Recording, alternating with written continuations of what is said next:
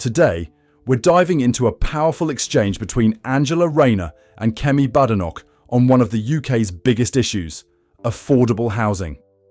As the debate heats up, Rayner doesn't hold back, delivering a fiery critique aimed straight at the heart of the government's housing policies. Stick around to hear how she exposes the cracks in the system and challenges the opposition.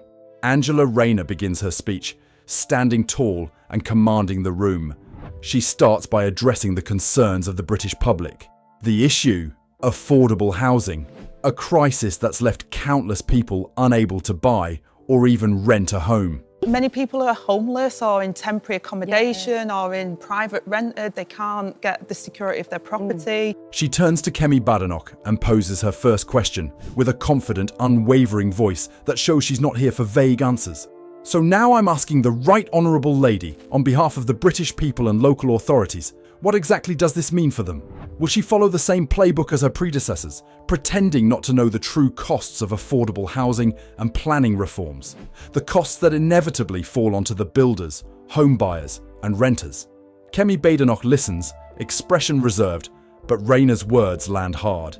The camera cuts to her for a moment before shifting back to Rayner, who continues her takedown of the government's track record on housing.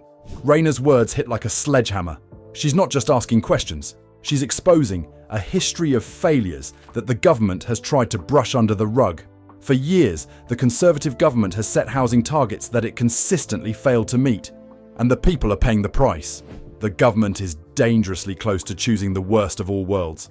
They're failing to address the basic economics of house building, centralising decision-making, and ultimately making that target of 1.5 million new homes nothing more than a distant dream rather than a real commitment. Rayner's critique sharpens.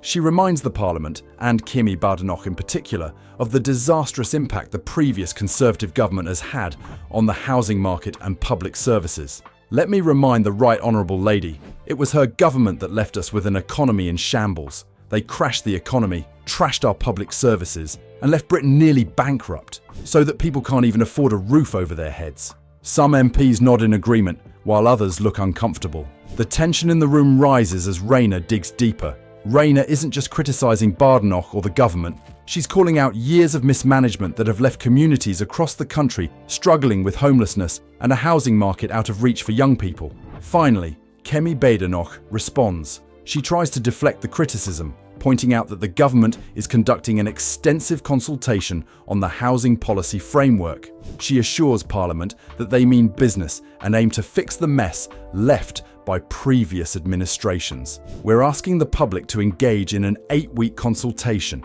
We mean business, and we're committed to building homes at scale and ensuring they are beautiful, environmentally friendly, and meet the needs of the people. But Rayner isn't impressed. She's ready with a counter, refusing to let Badenoch escape accountability. An 8-week consultation.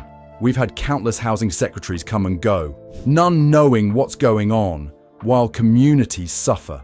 Let's be real. People don't need another consultation. They need homes.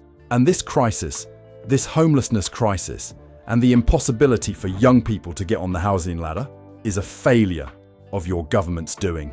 Some members of Parliament can't help but nod, perhaps feeling the frustration Rayner's voicing. Rayner's message is clear. The time for talk is over. The British people want results. And as the debate wraps up, it's hard to ignore the weight of her words. Housing, she insists, should be a right, not an impossible dream.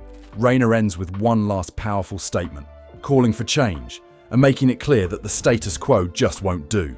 Madam Deputy Speaker, we inherited one of the worst housing crises in recent history, but I say this: we will build, we will protect the environment, and we will make sure that people have homes that are affordable, beautiful, and sustainable. This isn't a dream.